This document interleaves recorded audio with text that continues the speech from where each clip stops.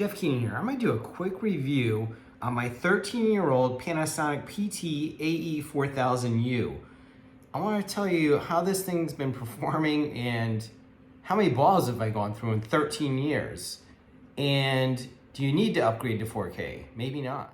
So about the projector. Now this is probably one of the best 1080p projectors that you can get your hands on. At least it was. Now it has 3 LCDs, it has a motorized iris, and also has motorized lens, shift, and focus. This projector has 1600 lumens. It's more enough for my darkened basement room. Now I've got a 45-foot HDMI cable running up to my Yamaha AVR.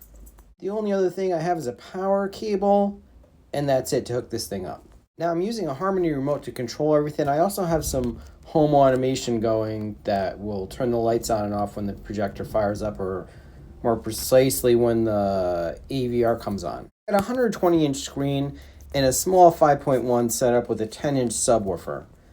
It's more than enough sound for this room. I will be adding some Atmos on-ceiling speakers to complete the setup. So let's look at some content with the Fire TV 4K Ultra. This is Top Gun Maverick. Looks pretty good. Now, this projector still has really good contrast because of dynamic iris. It can show pretty good blacks for a bulb projector. And the brightness is perfect for this room. I wouldn't even want a projector that's any brighter than this. And again, this projector is 13 years old. And guess how many bulbs? This is my second bulb.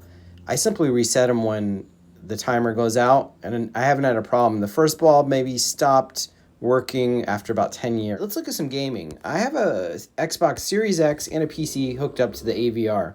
Now this is Cyberpunk Phantom Liberty in 1080p 60. Looks pretty good still.